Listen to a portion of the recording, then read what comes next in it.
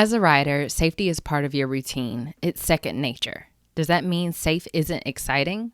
Or could safe actually make everything else possible, like jumping higher or making tighter turns? Safe gives you the freedom to ride the way you love, and safe provides the controlled starch and guaranteed amino acids to give you confidence all your horse's needs are met. Make safe exciting with Safe Choice feeds. Learn more about the full lineup at neutrinoworld.com/safechoice.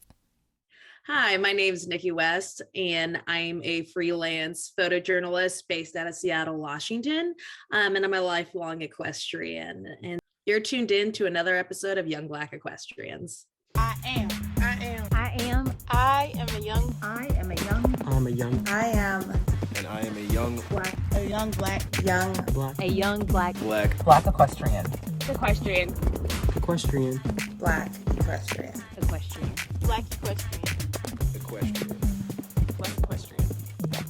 I'm a young black equestrian. I am a young black equestrian.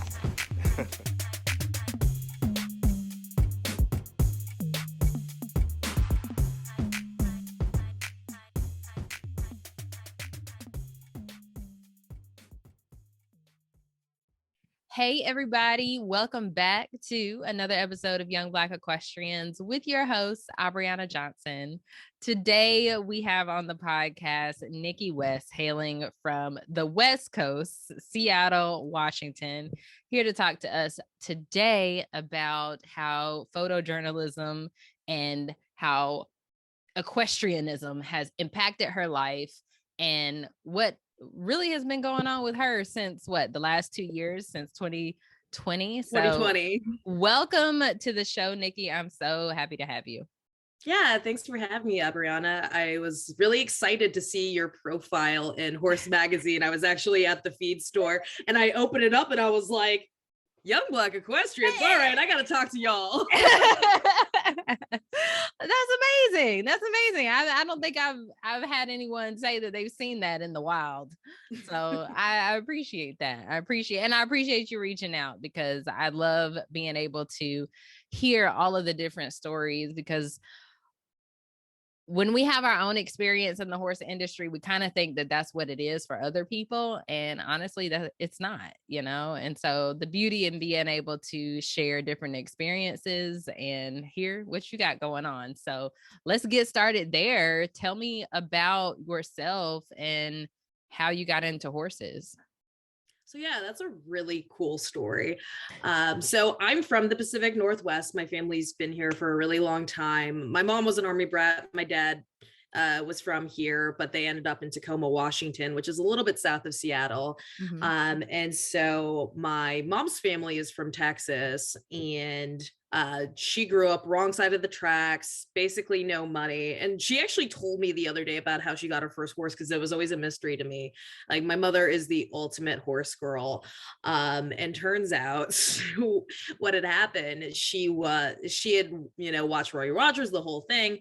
And when she was 8 years old, she had worked enough to put together basically $150 for a POA out down in the Puyallup Valley, which is a rural area right nearby. Mm-hmm. And she had her older sister buy the horse because she was a literal child. Mm-hmm. hid the horse in a stable for years, used her lunch money. And granted, this is the 1960s, 1970s. Mm-hmm. And she's a black girl. They didn't even have a saddle. She rode bareback for a couple years while she was trying to save up for a saddle. Mm-hmm. And over time she just kept following her passion. And I was put on a horse about the time it was safe to put a child on a horse. I don't remember the first time I rode, but horses have always been a part of my life. And it's been the greatest gift my mother has ever given me. Yeah. So is that something that you have been able to share together, riding together? Or was she just this is something that I really loved and was passionate about when I was younger, so I want you to do it too? Well, she's been riding horses my entire life. Okay. There's been a few periods in which she stopped, but it has been this way that our relationship has always developed. So she was the person who taught me how to ride horses. She got me into 4-H. We did competitive trail riding for a little bit. Actually last weekend, she gave me a riding lesson, and she's a dressage lady, so she's super hardcore. She was like, you're gonna be in 2-point like for 10 minutes straight. I don't care. Like, get your ass out of that saddle. Yeah. Like, she's had an amazing equestrian career, because my dad was in the military, and so they got deployed to Latin America and to Germany. So she learned Germany from, she learned dressage from like the German masters, jumping, barrels, you name it, she's done it. And she has passed all that knowledge on to me, and it's super awesome. Yeah, that's amazing. That is absolutely amazing. We're gonna have to get on Mama's schedule too. Oh, she's had her career is pretty wild too. She's like she's a top-notch professional. She's done a lot of government work, and she's a really cool lady.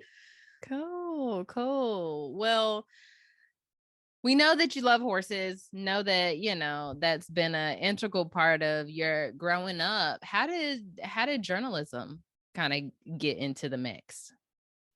So journalism has also been this thing that's kind of been lingering around in the background. And I have worked in a variety of different, communications roles before. I have probably been reading the Wall Street Journal as soon as I could read. I've been watching Meet the Press, all these things. And I guess I just never consciously put it together that journalism was my passion. But during the summer of 2020, my apartment was literally epicenter for the George Floyd protests, because downtown is one way, and then Capitol Hill was like 5 blocks that way. So it was all going down in the middle, of where I was living. Like, I literally have a picture, like a picture from the Seattle Times with the riot cops in front of my apartment. That's how close it all was to me. And something just clicked inside me to just take my camera and go out there and start taking pictures, right? Because, I grew up Black. I grew up with, a mother who had to struggle to get to where she was. And it was a part of my identity. And I felt the pull. And when I was there, it suddenly just all clicked. I was like, for a long time, I struggled about like what I was supposed to do career-wise and who I was supposed to be. It just hit right in that moment. That's interesting. So tell me a little bit, kind of pre-2020, what did life look like for Nikki, whether it be in horses or just kind of figuring out who it is that you wanted to be? Sure. So I have actually done a little bit of work in the government. So back in 2016, I worked for a congressman. I've done Hill internships. I've worked for nonprofits. I'd kind of been generally in the government space. And so before 2020, I'd, been working in those things. And horses had kind of taken a little bit of a sidetrack just because you're aware Washington, D.C. is one of the most expensive places to have and work with horses. Could not afford it, could not even afford lessons. And I just didn't have the same network out there like I do out here. And so I did a lot of other things like yoga, hiking, photography. And then, in the last couple of years, I transitioned back out west and reconnected with the community that I grew up with, because the equestrian community that I've grown up with is out here in the Pacific Northwest. I've been riding with them since literally I was a child and in diapers. The facility I've been to, there's literally pictures of me as a child at the rodeos. So that is kind of what my life looks like now. Yeah. So how has your kind of proximity to this Black Lives Matter reporting influenced your equestrian relationships, if any? Sure. So they all know that I'm on this podcast, and they've been really supportive of my reporting. But I am a little bit hesitant tell everybody who I run across in the horse world that I do journalism. There are varying degrees of political attitudes and ideology that kind of run around there. I have noticed a lot more Black equestrians at my facility. Before it was literally just me and my mom. Now there's 4 or 5 people in my barn. You know, we're starting to see little trickles of discussion about, you know, how do we make this space more inclusive? How do we make sure that people aren't getting priced out? There's a lot of things, you know, like finding ways around leases and subleases so that, you know, kids of color can come in and ride the horses. So I think in a way, like, you know, when you're involved in a community, right, like what you bring to the table inevitably impacts the culture. And so because outside of the equestrian community, I spend a lot of time photographing people of color and people of color who do not, you know, have the same kind of means that a lot of people in the equestrian community do. That's what I bring to the table. And I, you know, slowly shifting that conversation. Yeah, that's awesome. I know that it's been a little bit of a difficulty and sometimes in the YBE community when we talk about being in these barn environments and wanting to like have these conversations, but also not wanting to really rock the boat if you feel like you've got a good thing going, I guess. How or what advice or could you give to kind of navigate that? You know, I'm not saying like run up in the barn and be like, let the Blacks in. Like it's not that, you know, but it's hard sometimes to have these, you know, conversations in spaces where you are the minority. So what has that experience been like for you? I think the way that I kind of stepped my toe in is talking about financial accessibility. That makes sense. Where how do we you know, address kids from a poor community? Now I'm kind of lucky in a way that the community in which I ride in is very working class, and so that's or like, you know, accessibility and cost is already on their mindset, right?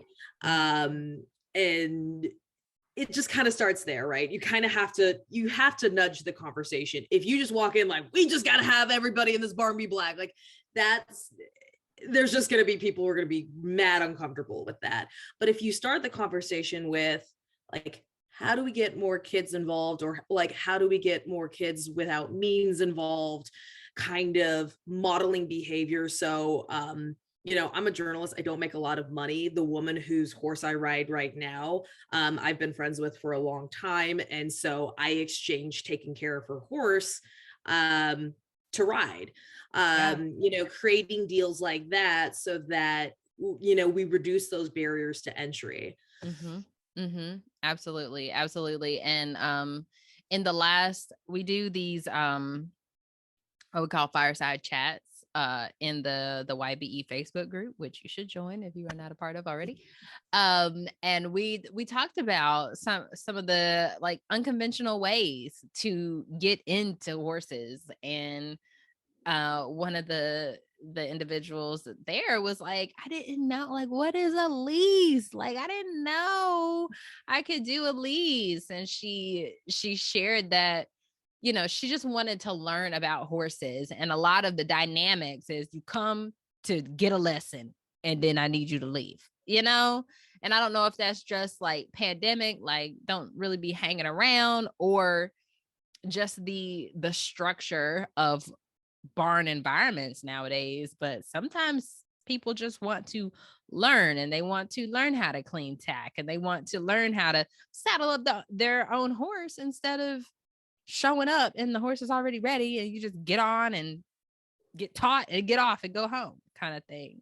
I think this is where organizations like 4-H can really come in and bridge that gap, right? Because the purpose of 4-H is just education and connecting people. So we have one young girl I'm helping mentor, you know, right now. She's also Black, and you know, she doesn't have that much money, and her grandparents are wonderfully supportive people. And so, you know, one of the things that we've all done is gotten her involved in 4-H and Pony Club because of the massive, you know, sort of education network. Because again, like you said, a lot of people just want to come in and learn about horses. And I think because so many barns are struggling just to, you know, make the margins work, that they're just like, show up, you know, like ride for 45 minutes and give me your check and leave. And personally, I don't like to be involved in, you know, setups like that. That's not the joy of horses to me. It's being part of the community and taking care of the animals. Yeah, absolutely. There's 4-H is great. I used to be a 4-H co-leader, and I was just thinking, as you said that, is like, there's no 4-H for adults. Like, there's no 4-H for people who have aged out of the school system, you know, those kids that, you know, may not have had the means, but have the interest now, and, you know, young adults in college or whatever, there's no 4-H for them. Well, and I just generally think we need to have continuing like agricultural education. Oh, for sure. Yes. That is, we could have a whole different episode on ag ed. I mean, you know what? Let me write that down, because that is a conversation that needs to be had. But really just getting people in the mix. I know a lot of the conversations around like competitive sports, horse sports, they're like, how do we get more people of color competing, or how do we get them to start coming to our shows? And it's like, you realize there's like stuff before that. Like, you got to get them to do the stuff before that, like show up in a barn, and or even think of it as a possibility for something to do. Right. Where it's just like, for whatever reason, we decided the only sports for Black kids, it's like football, like basketball, and maybe baseball, maybe soccer. Like, we don't present like, hey, you can actually learn how to ride horses. As a sport. You can do yoga, you can, you know, you can ski, you can kayak, you can do all these other things. You have access to a variety of different sports, just besides these like 4 ones we've decided that are the only ones that are acceptable for you. Absolutely. And I think a lot of what you guys are doing here is helping demystify this, because like we have all dealt with microaggressions and crappy comments, and one of the ones that I've always gotten was just basically that I wasn't really that Black because I rode horses. I'm like, well, that's weird, because I don't think my melanin fell off when I got on the horse. So my mother's family's from Texas. Like, I'm not sure if you follow Zarin Burnett, but he talks about Black cowboys in Texas, that actually like a quarter of American cowboys are actually Black. And that is now, I'm not going to say it's sensationalized, but it's becoming more Hollywood marketable. So it is right. Nice. It was Compton Cowboys was the Netflix movie, right? Compton. Yeah. Concrete Cowboys. Concrete. I was like, wait, that's not right. I knew it wasn't right when I said it, but I was like, the Compton Cowboys. I'm thinking of the Compton Cowboys that showed up during the BLM protests. Right. Oh my gosh, I really am turning into an old person. Girl, that's I'm about to hit the 30 mark, and I'm like, I can't remember anything, but that's neither here nor there. How has your connection with horses had an impact on your kind of reporting life, your freelance in life? Yes. So this is something I've talked about a couple times before, but I don't think I've talked about in depth. So the Pacific Northwest, I actually researched this buck brand and actually is like in my social circles, but we're a natural horsemanship community. That's like what the Pacific Northwest is all about. It's what we've pioneered. And the entire idea behind natural horsemanship is, instead of doing the old cowboy way where you basically are trying to beat the horse into submission, it's about understanding and creating a fluid relationship and understanding herd dynamics in order to like do decision making together. And it hit me in the middle of a very chaotic protest that what is happening here is just stone cold herd dynamics. Between, right, when you're in a situation where you have a lot of people screaming, you have the riot cops with the guns and the tear gas and the helmets and the whole thing, and you have 18 different things going off, the logical side of your brain is like gone. And now you're operating on those classic old herd instincts that kept us surviving from the get-go. And, you know, being equestrian and being on the back of the horse, I once thought about it this way, where it's sort of like you're playing chess at 30 miles an hour, where you're making all of these sudden, quick, rapid decisions. And if you screw it up, right, you can get really hurt really quickly. Like I was loping around the arena the other day, and I was realizing I was on a trajectory that was slightly too close, and I was about to slam into my friend Sammy's horse. And it was only because I just did a 5-degree turn this way. Right. I was fine. And, you know, we all went home. But that's kind of what happens when you're in a riot or a protest. You're around hundreds of people who are not acting rationally, who are operating purely on flight or flight, and you have to make these sudden rapid fire decisions, and you can't freeze. It's like move, and you have this on top of you too, so you don't have the same view of motion. Right. And I saw a lot of people get hurt or end up in bad situations because they didn't have that sort of, you know, rapid decision fire thing that comes from years of being an equestrian, because this is just intuitive to me, is to be able to just make all of these decisions in a really fast, rapid paced way. Yeah. That's interesting. I haven't ever thought about drawing those parallels. So from that, I guess since 2020, there has been a little bit of shift in conversation, and, you know, no one's going to forget the summer of 2020, really, truly, especially people in the Black community who are more outspoken or more active in activism. What shifts have you seen in journalism and in the equestrian space since then? I think both communities realized that they had a serious diversity issue in their flanks. Equestrians even more so than I was kind of anticipating, because when we think about equestrianism, we think of it being either on the East Coast, wealthy white people, or on the West Coast, conservative, middle class to working class people. And it's like the tone shift. And I grew up in Pierce County 4-H, which Pierce County is a relatively more diverse county just because we have the military.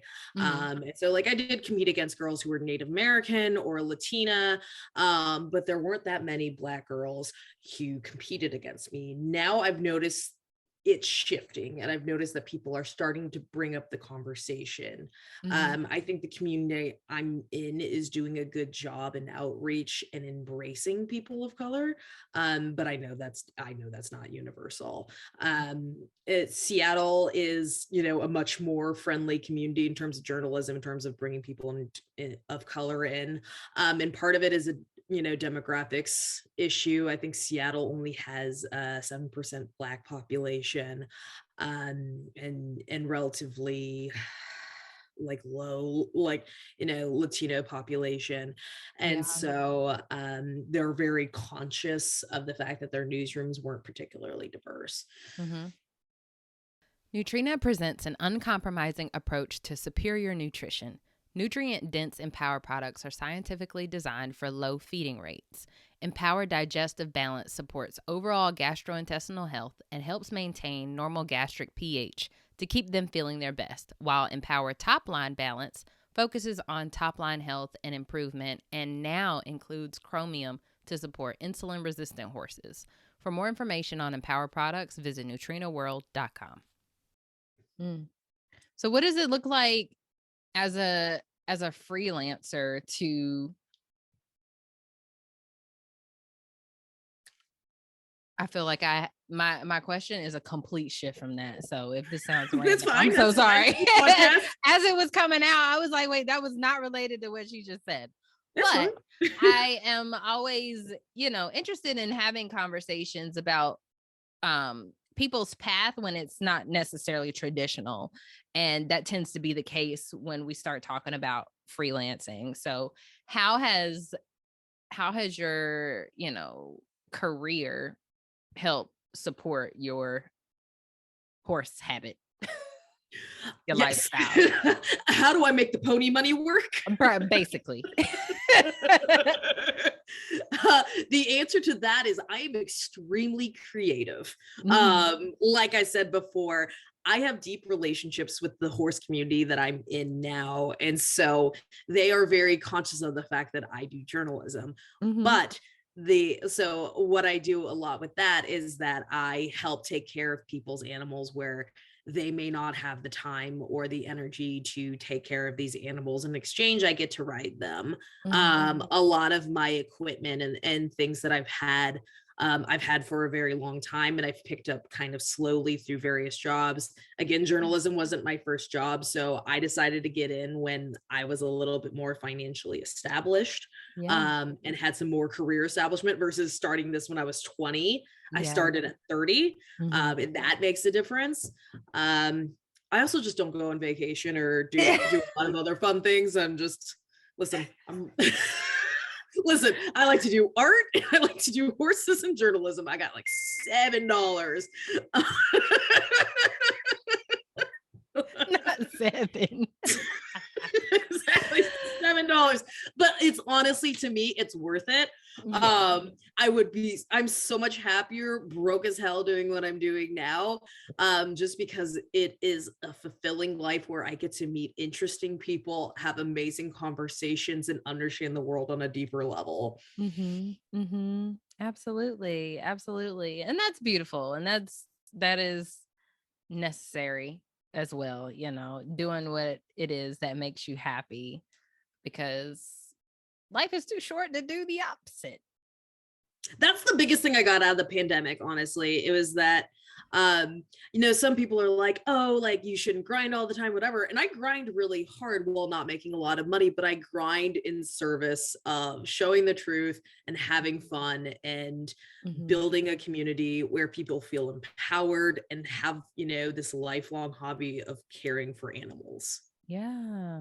So I think a lot of people mixed up the grind with, you can work really hard to build a better life for yourself and the people around you. Yeah, absolutely.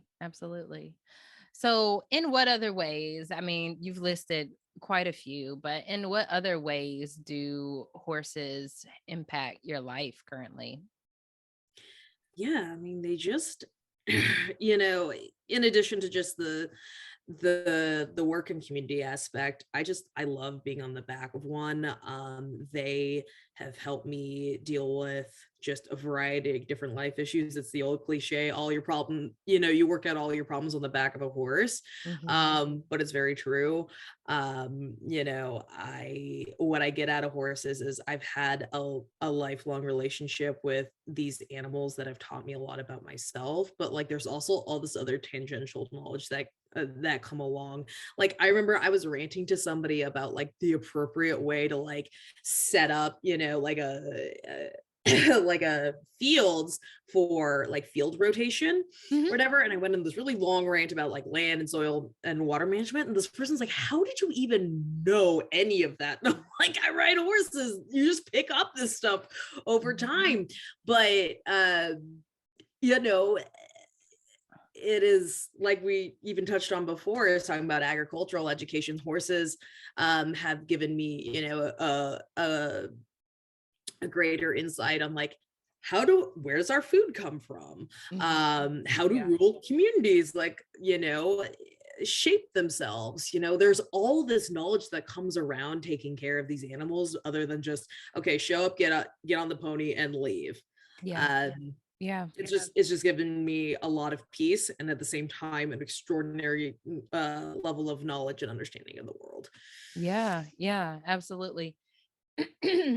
I think that is one of the unique benefits. And, you know, as people are, or as parents may be trying to get their kids into horses, or people, you know, who are not under their parents' care, young adults are looking to get more into this lifestyle. It's just, the possibilities are endless, and the possibilities for learning don't stop at the horse.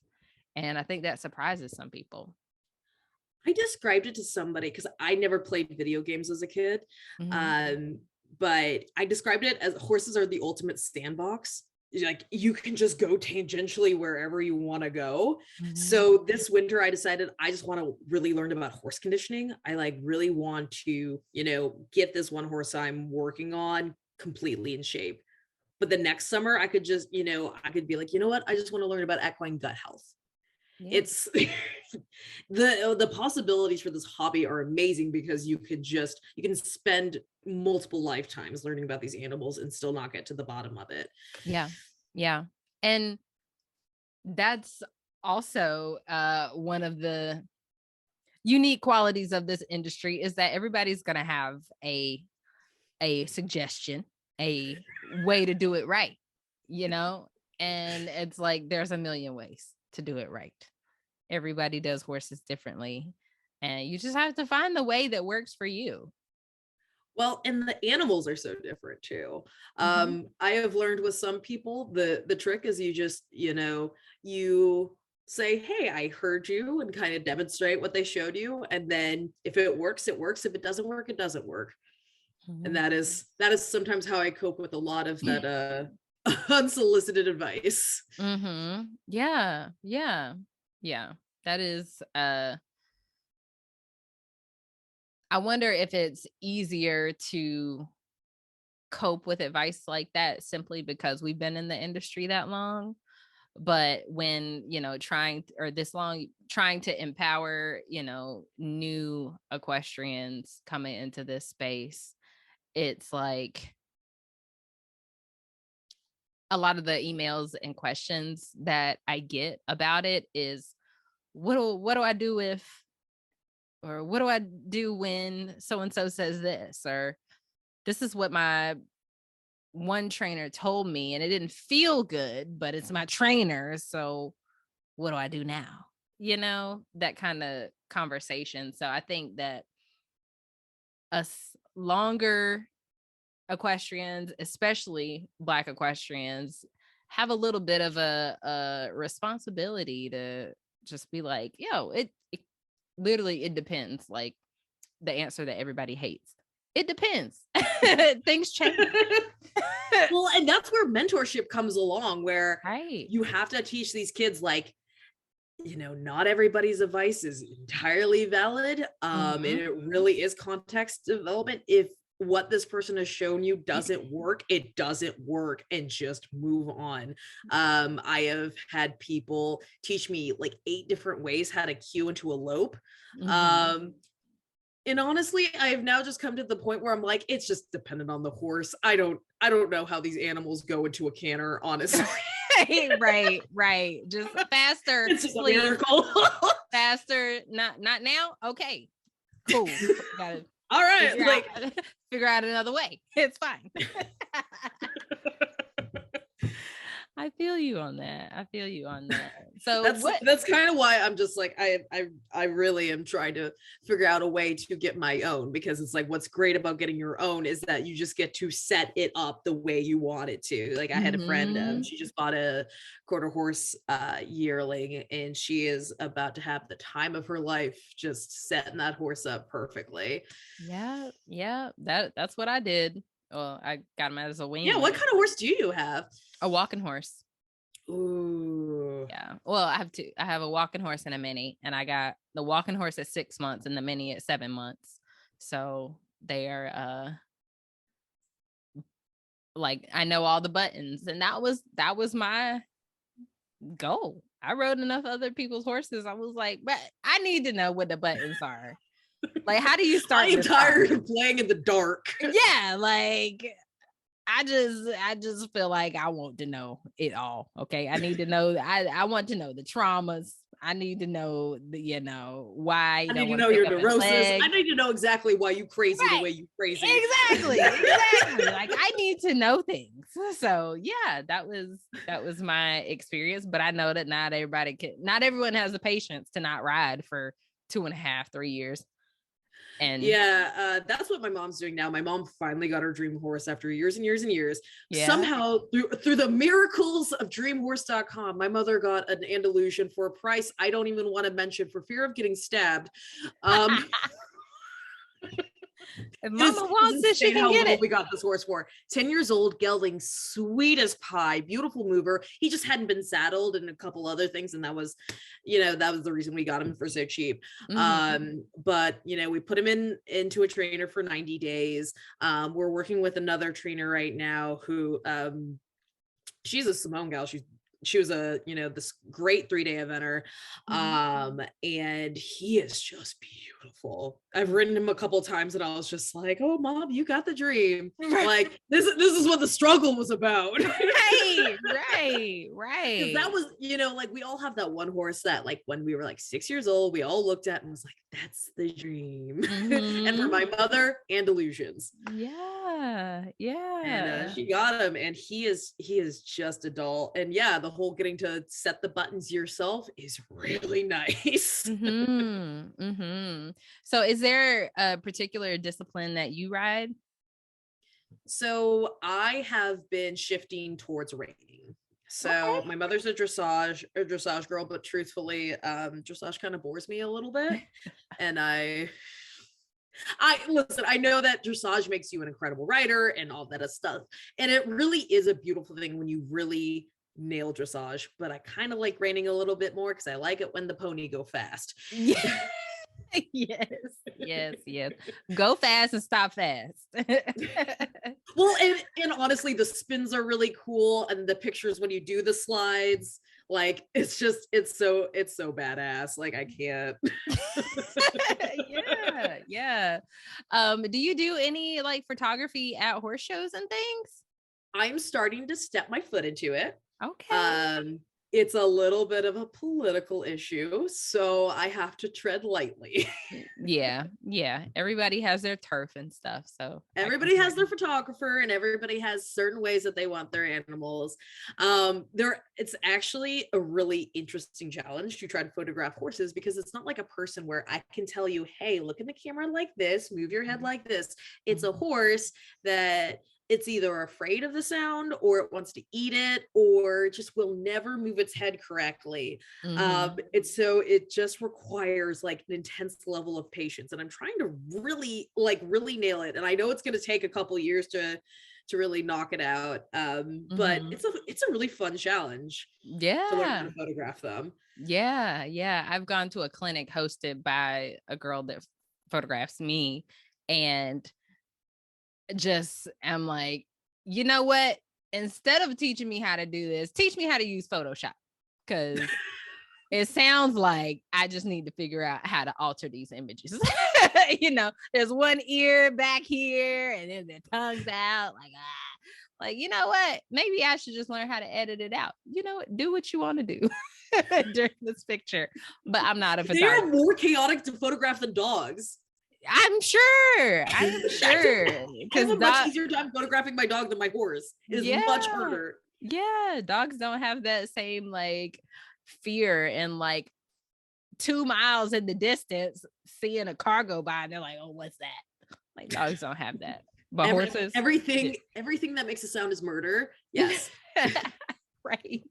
Right. One of the things I'm teaching my horses now is, so I want to play around with drone photography, like particularly for trail riding, but I know the sound's gonna freak them out. So what I'm gonna start to do this summer is put those like 99-cent fans on their stalls, so they're used to the whirring sound. Because equestrianism is just playing mind games with a 900-pound animal. Basically. And enjoying it the whole way.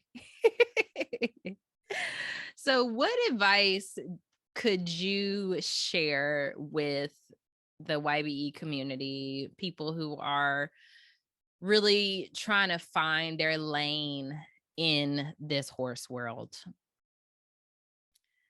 Trying to find your lane, I think, be yourself.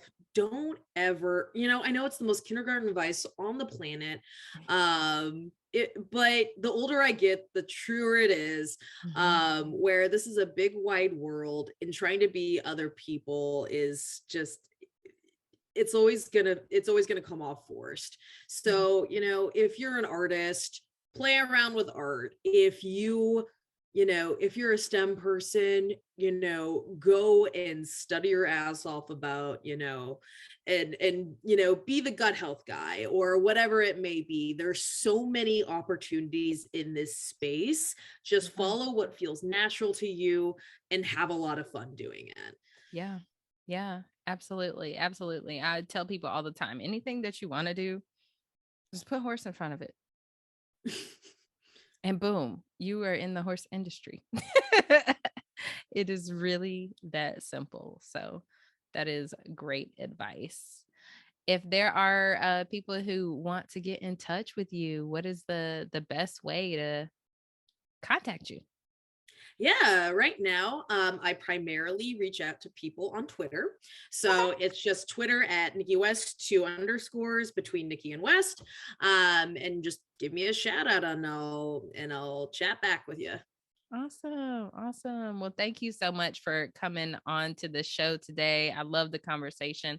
I love the work that you are doing, and we're gonna have to get on your mama's schedule too, so she can tell us all about her experience from Texas to Washington and everything in between. So thank you so much. All right, thanks so much for having me on. This was really great. Thank you for tuning in to Young Black Equestrians, the podcast. Be sure to subscribe on your favorite podcast player as well as over on YouTube. And you know what? Do me a favor, leave a review over on Apple Podcasts. Doing that makes it so that this platform and this content gets shared with Black equestrians all over the world. Thank you so much for tuning into this episode, and I will see you next time.